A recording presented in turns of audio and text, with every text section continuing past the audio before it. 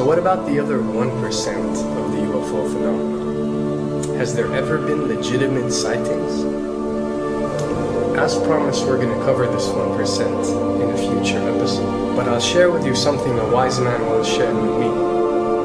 Before we should start focusing on dealing with problems outside our world, we should first focus on solving the problems within our world.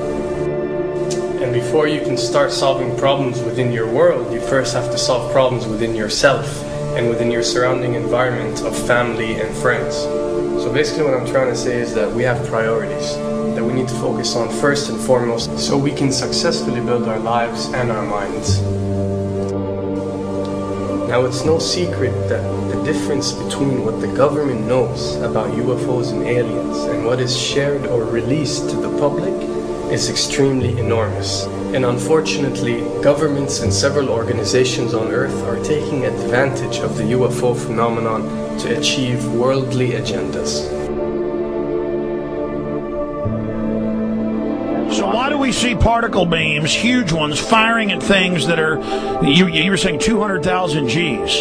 Yep. I mean, go over that.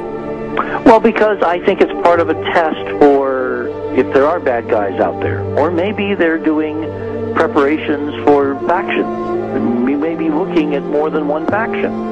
Remember, these groups tend to fragment. They fractally fragment so that you have wars within wars within wars. You know, but why would NASA release that footage? Well, remember, you've got all the good guys in NASA, and then you've got a few who are not good guys. The good guys don't know that there's something to keep secret. Remember, the lie's different at every level. They believe the lies they've been told. So when you set up a structure, an institution, which is supposed to be open and above board and is supposed to present live TV of the shuttle missions, they present live TV. Now, the controllers can't say, oh, well, you can broadcast this, but you can't broadcast that. Because the honest guys will then say, sure. Well, why can't we broadcast that? So people always say if this was happening, it would come out, and it is coming out. Well, I mean, I agree with you. When you've got the Catholic Church saying we need to love the aliens, they're our brothers, when you've got every major denomination saying it, when you've got all the movies, and you've got, in the 80s, huge programs at the Olympics with aliens landing, fake aliens, and you've got huge things the size of 3 football fields floating over Dallas, and stuff all over the place. Something's going on. And then I read government documents about fake extraterrestrial landings. Any of this. Why? I mean, you believe it's fake. Remember Operation Northwoods? Yes. Okay. Or we can go to the, September 11th. Governments do huge, big things to sway populations at key nodal points in history. They love hoaxes.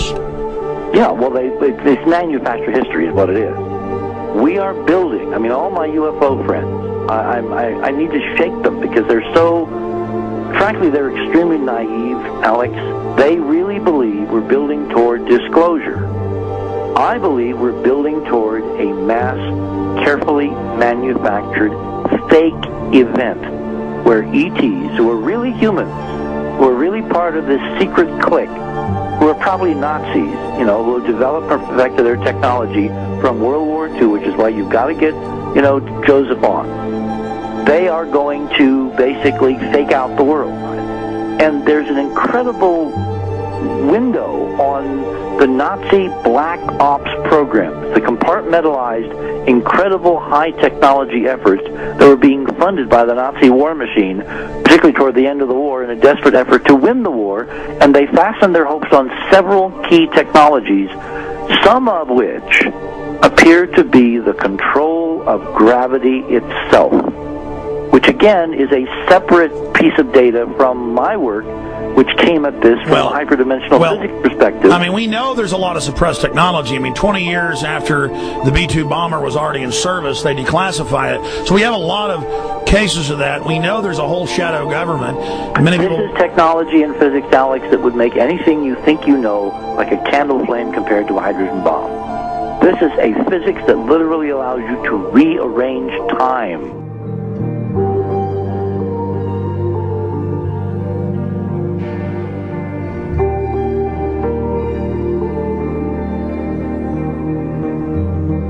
But I mean, imagine you've got all these compartments in these pyramids, pyramids within pyramids of compartmentalization. That's why that's the New World Order symbol. And I mean, we don't know what they've got because they are so secret. We know they lie so much. We just know it's advanced. Mainline scientists say they're 30 years advanced. So Richard C. Hoagland, what I'm saying to you is, I'm entertaining what you're saying. I respect you. I think you're a great guy. My only issue is, like you said, dealing with what we know they could be up to. The fact, Alex, we have done experiments. We have our own data. We have experiments now from the Soviet Union. 30, 40 years when the Iron Curtain came down, when glasnost finally prevailed, a huge amount of stuff was declassified from the KGB as well. And we now have put this data together. We not only know what the physics is, we know what it can do, we know what it's based on, we know how to make it work. We've seen in our own experiments ample evidence. We've seen experiments across the American landscape and even in Europe that vindicate various parts of this.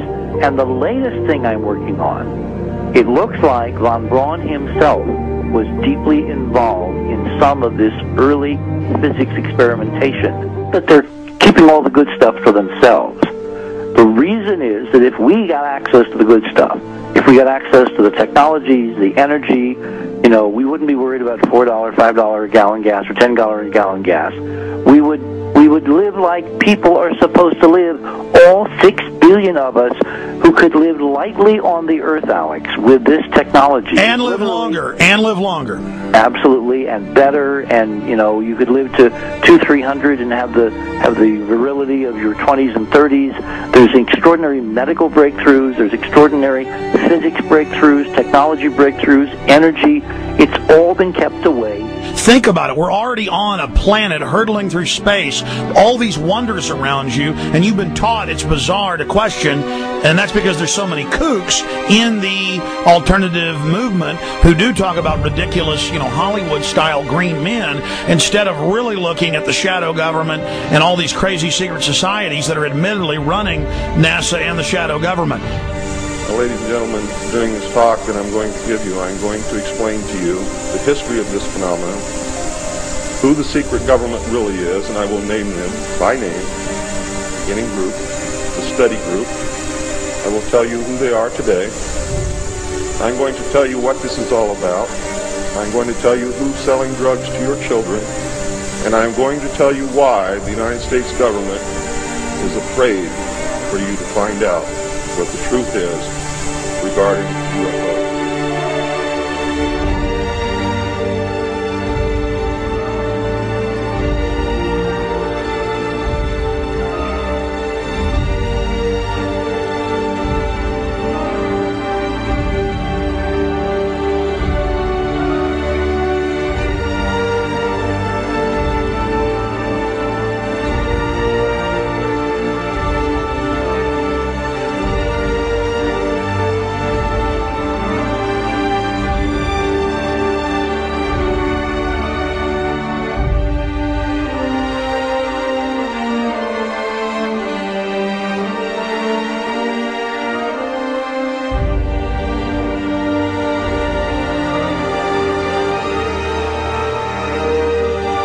And it turns out that even though she remembered that she'd been part of the team to debrief the astronauts, she couldn't remember a thing that they said.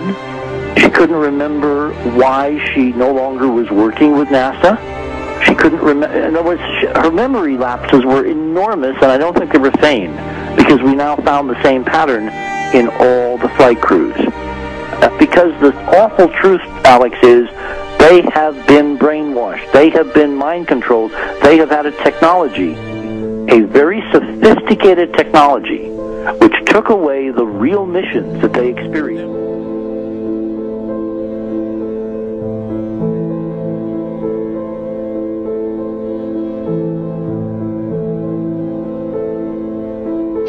Sorry.